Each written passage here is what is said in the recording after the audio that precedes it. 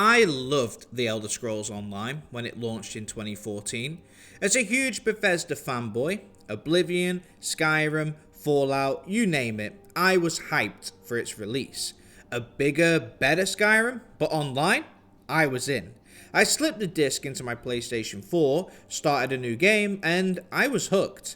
Now if you follow my channel, you know that I usually prefer offline open world RPGs. Witcher 3, Kingdom Come Deliverance 2, Skyrim, but The Elder Scrolls Online, or ESO for short, was different. It felt like a massive single-player Elder Scrolls game, open zones, side quests, dungeons, towns, shops, just with other players running around. But I mainly stuck to myself. Then I met my wife. I introduced her to gaming and, unknowingly, to a whole new addiction. Lucky her. She created a character, booted up ESO, and it became our game. She got the ESO Plus membership, thanks mainly to the evil genius that is the craft bag, and we bought every expansion, every year. Now to put that into context, ESO used to release 2 expansions per year, at $40 each on average. I bought them all, twice. Once for me, once for her. That's around 20 expansions, no discounts. Adding $15 a month for her membership, running non-stop since launch, I've spent more on this game than any other, ever. We drifted away after the Necrom expansion in 23 and skipped last year's Gold Road, but just this week we decided to jump back in. When my wife logged in, she had around 20,000 crowns accumulated through her membership, which is in-game currency. That's about $150 in real money. Since she already had Gold Road expansion via her membership, she figured she'd gift it to me with her extra crowns, and I could get the DLC through that way. Nice. She went to gift it, and she got this message. Your account is not approved for gifting. Wait, what? It's her money. We've done this many times before over the years. Why can't she gift it? Turns out gifting still exists, but only if you qualify. ZeniMax's new gifting rule says you need a history of Crown Pack purchases or an ESO Plus subscription, or you need to wait 30 days after either. Well, my wife ticked all of those boxes comfortably. So we opened a support ticket, and they replied fast. Sorry, gifting is disabled on your account. You must show consistent gameplay or community involvement to qualify. What? She meets the criteria, so I asked to dispute it. Response: this request will not be granted. Consider the matter closed. I pressed again. What criteria did we fail? They said, we're unable to disclose that information. And that was it. Shut down. ZeniMax claims this system is to prevent fraud, but the timing made me wonder. I was just about to buy Gold Road myself. Did they want to stop my wife from gifting it so I'd have to buy it myself? I voiced my frustration to ZeniMax and it was clear they didn't care. This isn't about keeping players happy, it's about maximizing profit. Which brings me to Microsoft. They bought ZeniMax back in 2021. Back when we first played ESO, Microsoft wasn't involved and gifting was easy. Now, not so much, but it goes deeper. Remember those 2 DLCs per year I mentioned? That stopped 3 years ago. ZeniMax's rumored new MMO? It's cancelled. Their staff? They've been let go. Since the acquisition, ESO has shifted. It used to be the most successful MMO. Now it's stagnated. What was once a player-first game is now driven by profit. And it shows. In this video, I'll explain exactly how Microsoft's takeover has changed Elder Scrolls Online and what it means for the future of one of the most beloved MMOs out there. A quick side note, if you are new here and you enjoy video game discussion, please consider subscribing. So let's do a quick recap of The Elder Scrolls Online and its growth. The game originally released in 2015 and it had many issues including glitches, bugs and server issues. Its launch was poorly received and its player count was much lower than anticipated. After cleaning up all the issues, the game released its first 2 yearly DLCs in 2015 with Imperial City and Orsinium. In 2016 they would add 2 new expansions in the Thieves Guild and the Dark Brotherhood. In October of that year they they would also introduce the One Tamriel update, which meant that every zone would scale to the player's level. Prior to this, each zone had a set level and players could only visit certain areas once they were strong enough. This led to certain areas becoming barren and really great zones receiving few visits.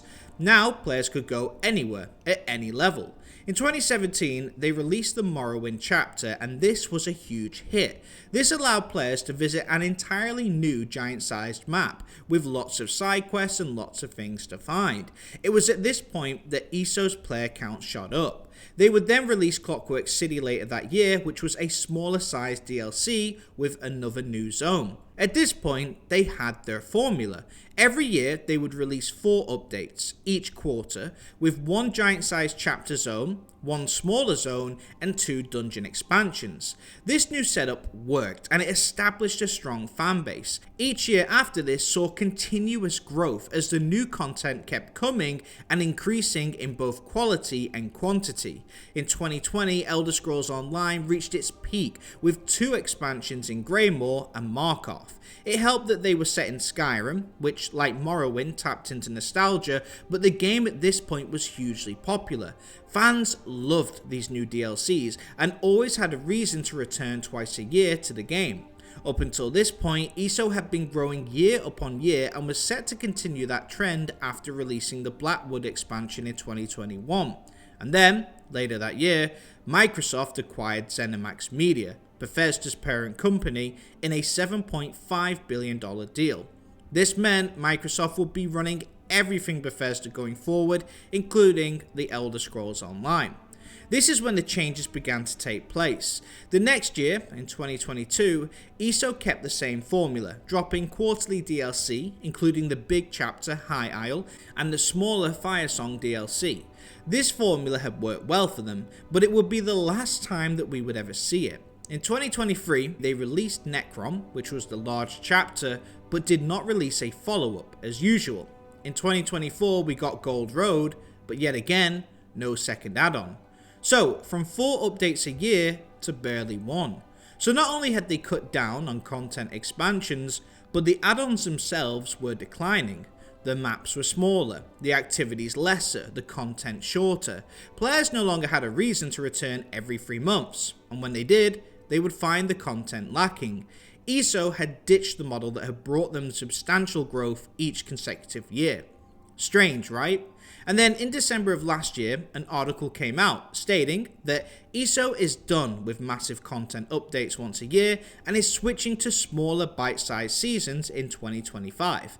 I've done a video on that here, but the point is the formula that worked so well and made ESO the #1 MMO worldwide was suddenly thrown away in favor of a different system. What happened?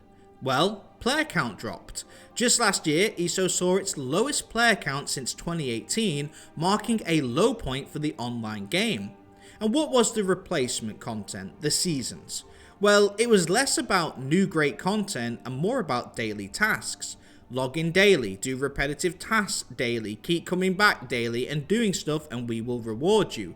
Rather than new content, it was reused assets. Buy stuff, buy crowns, but you can't gift them, but just buy.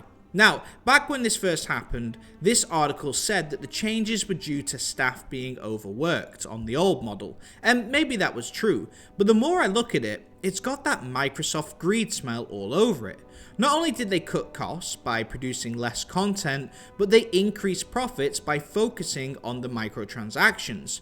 Beautiful handcrafted open worlds replaced with outfit add-ons, handwritten quests replaced with daily repetitive radiant tasks, less emphasis on providing quality additions to the game, and a stronger focus on maximizing revenue with fewer costs. And so the player count dropped, but the money went up. Anyway, it turns out a lot of the ZeniMax team had actually left to work on a new MMO, codenamed Blackbird. Blackbird had been in development since 2018, with a team of around 200 people, eventually growing to 300. Xbox head Phil Spencer went to go and test this new game, and he started playing it and had to be pulled away because he was having so much fun with it.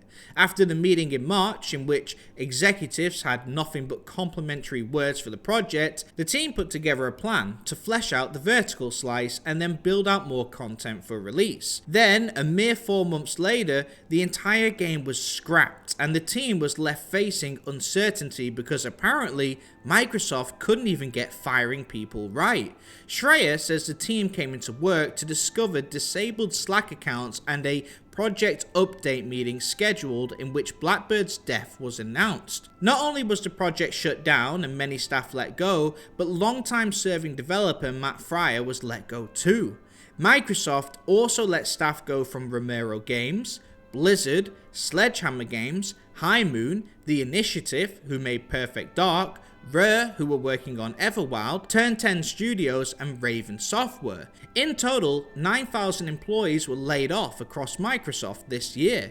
This adds to the layoffs from last year where they laid off over 8,500 employees from its gaming division, including staff from Arcane Austin and Tango Gameworks as part of major restructuring efforts. Okay, so I hear you, dear viewer. You're thinking, well, dude, if they're struggling to make ends meet, they gotta let people go. I mean, that's just business. Well, here's the issue. Phil Spencer just announced this year that Xbox Game Pass hit almost $5 billion in annual revenue, and Microsoft had record sales. Wow.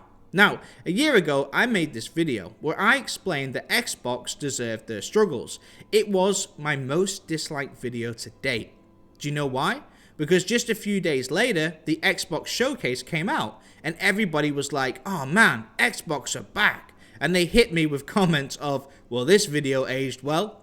In fairness though, they did showcase Perfect Dark, which absolutely looked, oh, never mind. Well, anyway, Fable was announced, and that game blew... Oh, wait. Never mind. Well, Rare's Everwild got people... Oh, shoot.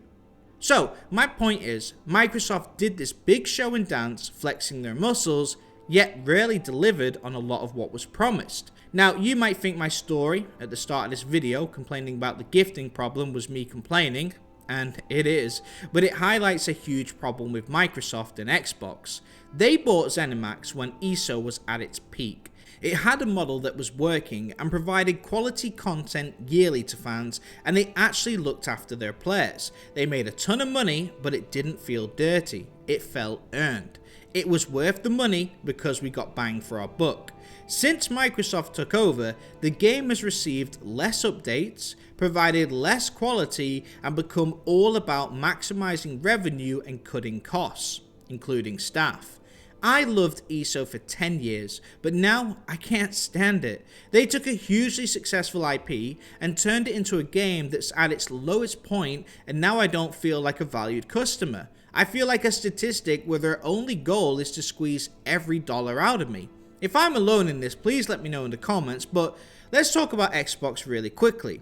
When they announced that they were going fully in on the Games Pass, they wanted to dominate the gaming market. But they needed games on the Games Pass, so they went on a spending spree. They bought ZeniMax and Bethesda for $7.5 billion and Activision for $68.7 billion.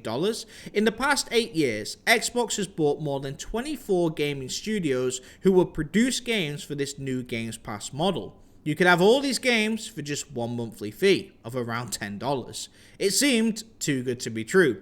And it actually was. It wasn't a viable business model, and they began to take a loss. Xbox's hope was that they could offer so much for such a low price that they could run out the competition, as Sony couldn't compete. They hoped that everyone would turn to Xbox and leave PlayStation 5 in the dust, and at that point they could up their prices. But their games were not as good as they had hoped, and it didn't happen. But now they were in a situation where they were losing money with this Games Pass model, and they needed to recoup their investments. They had to up the price. In June of 2017, Games Pass was introduced at $9.99 a month. In 2023, it was increased to $14.99. and then to $16.99, and now to $19.99. So that is a 100% markup over just a few years. But they still weren't making enough. So this is why they had to shut down projects, make huge staff cuts at the studios they bought, and we see these cutbacks at games like ESO now. In other words, Xbox wanted to win at any cost. They would be the exclusive console to offer certain games by certain studios, so they bought them all out. And when they realized that they couldn't afford those studios, they shut them down. If they can't have their games, no one can. In their desire to dominate the gaming market and have all the exclusives, they did more damage than you ever could have anticipated.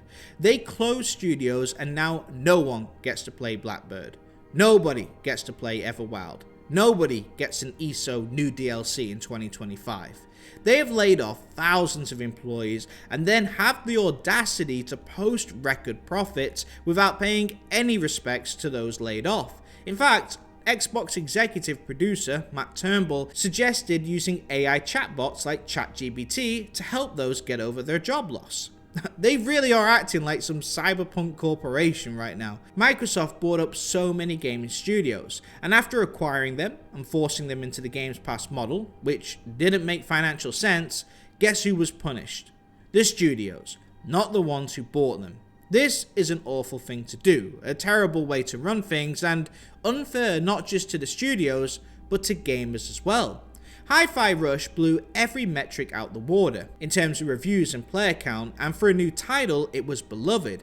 Xbox responded by immediately shutting their studio down. So if those that succeed are punished, then how do you survive? If that game had been released by Tango Gameworks and they weren't owned by Xbox, it would be cherished and that studio would be expanding onto their next title. Instead, they no longer exist. If Xbox owned Larian Studios, they would have closed them down after Baldur's Gate 3. But just to touch back on ESO, this game meant a lot to me, and I loved this game. But when I go back to play it now, it just doesn't feel the same. I can't even see the content on my screen because it's constantly polluted with pop-ups of daily activities and microtransactions. I have no reason to return as there's no new chapters to look forward to. I get treated poorly by the customer service, and now the player count has reached its lowest low. I don't have proof that this is solely because of Microsoft, but when you check the stats, the patterns, and slap Microsoft's purchase date in there, there is definitely a pattern between the game's decline and their ownership. ESO will always hold a special place in my heart, but I fear the game I loved no longer exists.